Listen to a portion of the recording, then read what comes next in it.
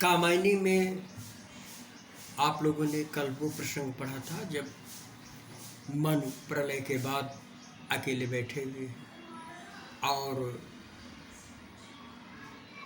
कामायनी या श्रद्धा उन्हें मिलती है, वह उन्हें जीवन के प्रति उत्साहित करती है। और जिन पंक्तियों को हम लोगों ने पढ़ा था उन पंक्तियों में कामायनी के सौंदर्य का चित्रण कवि ने मनु के माध्यम से किया था। आज हम उन पंक्तियों को पढ़ेंगे जिसमें कामायनी मन को उत्साहित करती है। अपना परिचय देते हुए कामायनी कहती है, भरा था मन में न उत्साह, सीख लूं ललित कला का ज्ञान, इधर रह गंधर्वों के देश, पिता की हूँ प्यारी संतान। कामायनी ने बताया कि मेरे मन में एक नया उत्साह था कि मैं नृत्य गान जैसे कुछ ललित कलाएं सीख लूं। और माना जाता है प्राचीन काल में गंधर्व और किन्नर इन विद्याओं में प्रवीण होते थे। तो कामायनी कहती है कि गंधर्वों के देश में रहकर हम अपने पिता की प्यारी संतान, मैं गंधर्वों के देश में रहकर ललित कलाएं सीखने चली गई। बढ़ा मन और चले ये पैर, शैल मालाओं का श्रृंगार, आँख की भूख मिटिया देख, आह कितना सुंदर संभार। मेरे मन, मेरे पैर मन की गति के साथ, मन की गति की दिशा में जैसा मैंने सोचा उस ओर मेरे पैर चल पड़े। और इधर इन पर्वतों की जो चोटियां हैं, इनकी सुंदरता को देखकर ऐसा लगा जैसे आँखों की भूख मिट गई। अर्थात हमें अच्छा लगा कि ये कितना सुंदर सब सजावट है। यहाँ देखा कुछ बलि का अन्न, भूत हित रत किसका यह दान, इधर कोई है अभी सजीव, हुआ ऐसा मन में अनुमान। चारों ओर केवल जल ही जल के अलावा ये शैल मालाएं, और उसके अतिरिक्त जहाँ कुछ नहीं दिखाई देता था, ऐसे में मैंने जब देखा कि किसी ने कुछ अन्न डाल दिया है, और अन्न क्यों, भूत हित रत जिसका यह दान, यानी प्राणियों के कल्याण के लिए किसी ने कुछ अन्न डाल दिया है। हमारी प्राचीन परंपरा जब हम भोजन करना शुरू करते हैं उसके पहले थोड़ा थोड़ा लेकर के अग्रासन के रूप में निकाल के रख देते हैं। इसी प्रकार अग्रासन के रूप में मनु ने भी कुछ निकाल के डाला था, जो बाहर डाला था, और वो उसको लोग बाहर डाल देते हैं ताकि उसको पशु पक्षी कीट पतंगे खा लें, और मानते हैं ये मानव का कर्तव्य है। तो कामायनी ने कहा कि मैंने देखा कि प्राणियों के कल्याण के लिए किसी ने कुछ अन्न डाला है, इसका मतलब मैंने अनुमान किया कि अभी कोई सजीव है, और यह देख करके मैं इधर आई। तपस्वी क्यों इतने हो क्लांत, वेदना का यह कैसा वेग, आह तुम कितने अधिक हताश, बताओ यह कैसा उद्वेग।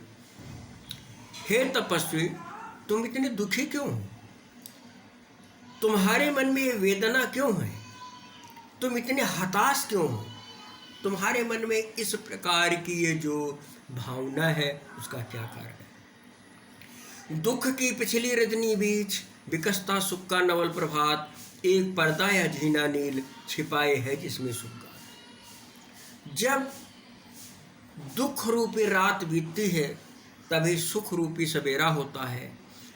और ये जो दुख है एक झीने पर्दे के समान, एक पर्दे के समान है, जिसके एक तरफ सुख है तो दूसरी तरफ दुख है। तो सुख और दुख का होना तो स्वाभाविक ही है। जिसे तुम समझे हो अभिशाप, जगत की ज्वालाओं का मूल, इसका वह रहस्य वरदान, कभी मत जाओ इसको भूल। जिस संसार को तुम शाप के समान दुखदायी समझते हो, जो जिसे समझते हो कि यह विभिन्न प्रकार के दुखों का कारण है, ज्वालाओं का मूल यानी दुखों का कारण है, वो ईश का एक रहस्य है। अर्थात ईश्वर ने इसमें अनेक प्रकार के सुखमय साधन भरे हैं, वो वरदान के समान है, इसे कभी मत भूलो। लगे कहने मन सहित विषाद, मधुर मारुत से ये उच्छ्वास, अधिक उत्साह तरंगावाद, उठाते मानस में सविलास। तब मनु ने कामायनी से कहा, विषाद के साथ, दुख के साथ कहा, और उनकी आवाज़ मधुर मारुत से ये उच्छ्वास, जैसे हवा का एक झोंका आया हो, उस प्रकार एक लंबी सी सांस लेकर के उन्होंने इस प्रकार कहा कि किंतु जीवन कितना निरुपाय, लिया है देख नहीं संदेह, निराशा है जिसका परिणाम सफलता का वैकल्पिक है। किंतु ये जीवन कितना असहाय, मैंने देख लिया कि जब प्रलय आई तो उस प्रलय में मैं कुछ नहीं कर सका, चाहते हुए भी कुछ नहीं कर सका, इसलिए मैं देखता हूँ कि जीवन कितना असहाय है, निरुपाय है, इसमें कोई संदेह नहीं है। यहाँ पर सफलता एक कल्पित है, कल्पना मात्र है, कल्पना का गेह, कल्पना का घर है, अर्थात सफलता एक कल्पना मात्र है, सफल होना अत्यंत ही कठिन है, असंभव है। कहा आगंतुक ने सस्नेह, अरे तुम इतने हुए अधीर, हार बैठे जीवन का दांव जीतते मरकर जिसको वीर। कामायनी ने उत्साहित करते हुए मनु से कहा कि तुम इतने अधीर हो गए हो, तुम्हारा धीरज इतना समाप्त हो गया है, जिसे मनुष्य मर करके भी, यानी मृत्यु के अंतिम क्षण तक भी जीतने की इच्छा रखते हैं, उसे तुम इतना सशक्त होते हुए भी हार मान चुके हो। तप नहीं केवल जीवन सत्य, करुण यह क्षणिक दीन अवसाद, तरल आकाश से है भरा, सो रहा आशा का हालात। ये तपस्या जीवन का सत्य नहीं, अर्थात केवल हम अपने को दुख दे करके हम ये माने कि हम आत्मोन्नति कर रहे हैं, तो कवि के अनुसार यह सत्य नहीं है। तरल आकाश से है भरा, सो रहा आशा का आह्लाद। आकाश माने होता शून्यता, खालीपन। ये सारा संसार एक शून्यता से भरा हुआ है। सो रहा आशा का आह्लाद, इसमें एक आशा रूपी प्रसन्नता छिपी है, अर्थात ये जो शून्यता है इसको आप एक आनंद से भर सकते हैं। प्रकृति के यौवन का श्रृंगार, करेंगे कभी न बासी फूल, मिलेंगे वे जाकर अशीघ्र आप सुख है उनके ढोल। जिस प्रकार डाली पर लगने वाला फूल सुबह जब खिलता है तो कितना अच्छा लगता है, लेकिन शाम को जब वो मुरझा जाता है, जब बासी हो जाता है, तब वो उसकी सुंदरता भी समाप्त हो जाती। इसी प्रकार जो उत्साह युक्त व्यक्ति होता है वही इस संसार में कुछ कर सकता है, और जो उत्साह युक्त व्यक्ति नहीं है वो कुछ नहीं कर सकता। इसी प्रकार जैसे वो बासी फूल जल्दी ही डाली से टूटकर जमीन में गिर जाता है। एक तुम यह विस्तृत भूखंड, प्रकृति वैभव से भरा अमंद, कर्म का भोग, भोग का कर्म, यही जड़ का चेतन। एक तुम हो, ये विशाल भूखंड फैला हुआ है, और यह प्रकृति अपने वैभव से, अपने संपदा से भरी हुई है। कर्म का भोग, भोग का कर्म, यही जड़ का चेतन। कर्म का भोग जो जड़ पदार्थ, वो जो कर्म होता है उसको भोगते हैं। अब भोग का कर्म जो चेतन पदार्थ होते हैं वे प्राप्त करने के लिए कर्म करते हैं, अर्थात कर्म का भोग, मैं कर्मों का फल भोग रहा हूँ, अगर ऐसी प्रवृत्ति हुई तो इसका मतलब हुआ कि हम एक निर्जीव पदार्थ की तरह हैं।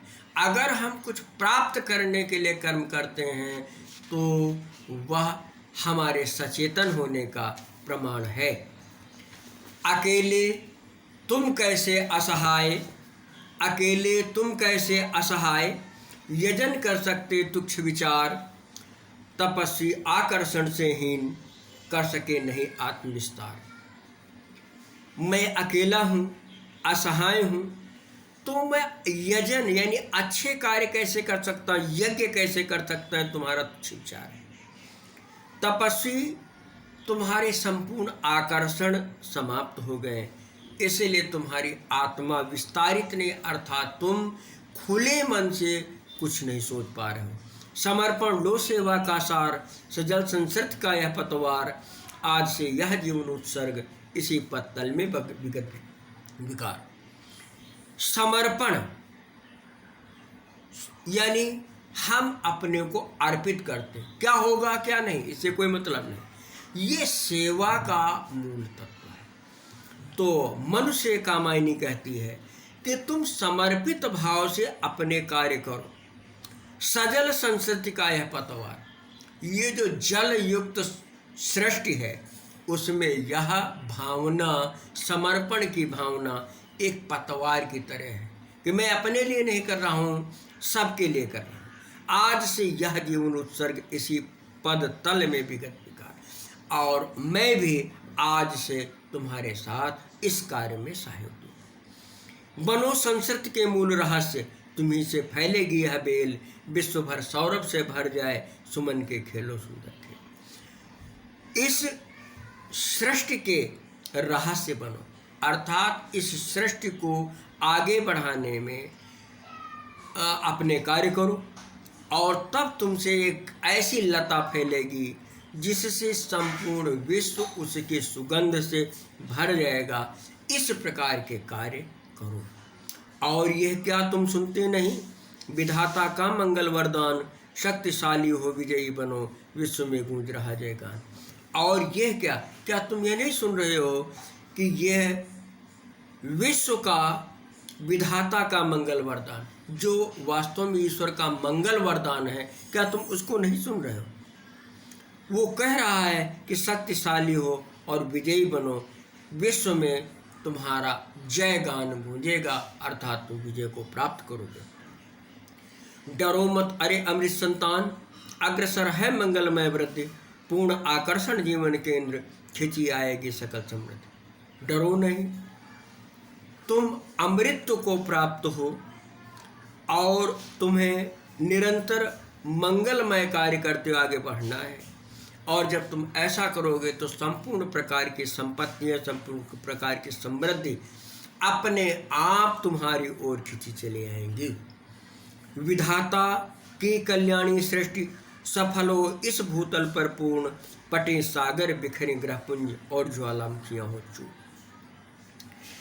ईश्वर की जो सृष्टि है, विधाता की जो सृष्टि कल्याणी सृष्टि है, वो इस पृथ्वी पर पूर्ण, यानी माना जाता, हम लोग मानते हैं कि सृष्टि करने का काम विधाता यानी ब्रह्मा का है।